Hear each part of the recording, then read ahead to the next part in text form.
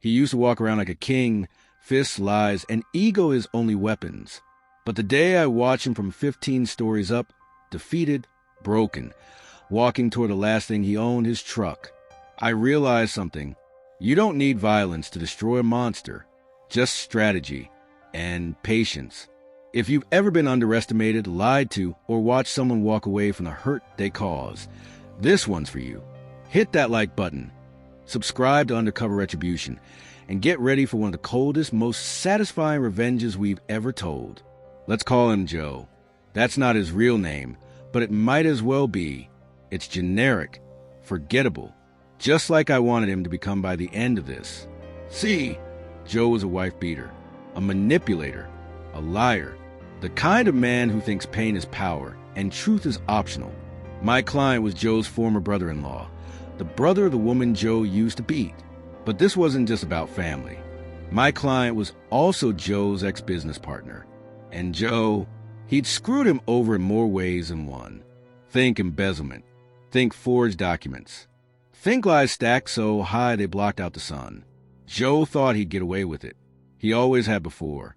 He lied in court just like he lied to his wife. With confidence. With a smirk. He was the kind of man who thought consequences were for weaker men. The kind of man who wins custody battles through intimidation and walks away from marriages without a dime in child support. But this time, he was up against me. Joe didn't lawyer up until the process server hit him with the papers. On the steps of a gas station, ironically enough. By the time he realized he was in real trouble, it was far too late.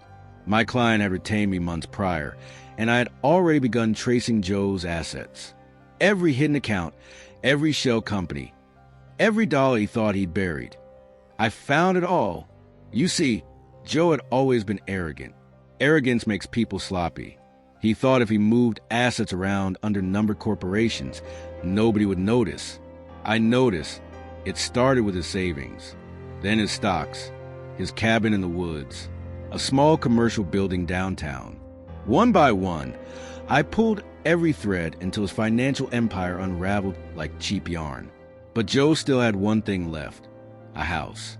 Not much of one, but it brought in rent, and it gave him a place to live in the dingy, unfinished basement below the tenants. He clung to that house like a drowning man clings to driftwood. But I wasn't finished yet. Joe had managed to hide the house for a while. It was held under a numbered company.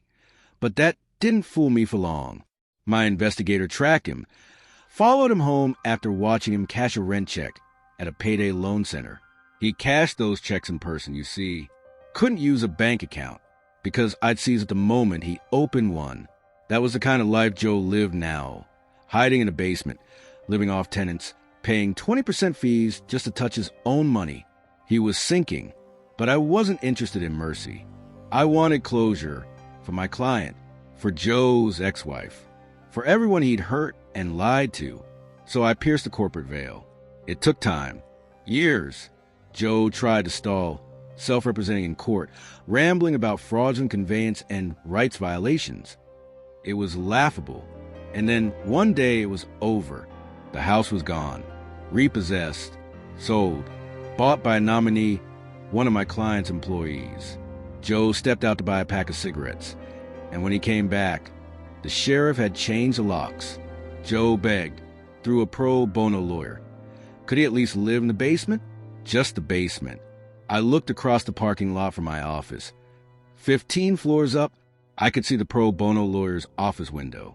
As the new owner, I said, it's out of my hands. It wasn't, but it felt better saying that. Joe had nothing now. Nothing except for his truck. A big, ugly, gas-guzzling beast of machine. Not worth enough to seize. Too old. Too loud. It was his last possession and his new home. Until he screwed up. Again. A call came in one evening. One of the tenants at Joe's old house. He parked his truck across our driveway. Blocked the whole thing. Said he'd be back later to sleep in it. Spite. Rage. Desperation. Joe didn't even have the dignity to leave quietly. I made a few calls. One to a tow truck guy I used to defend in my early criminal law days. 2 hours later, Joe's truck was gone. Not impounded. Not sold, relocated, strategically. The next day, pro bono lawyer called me. My client wants his truck back. Not happening. I said, you can't just take it. He can't block a driveway. Pro bono was fuming, threatening court.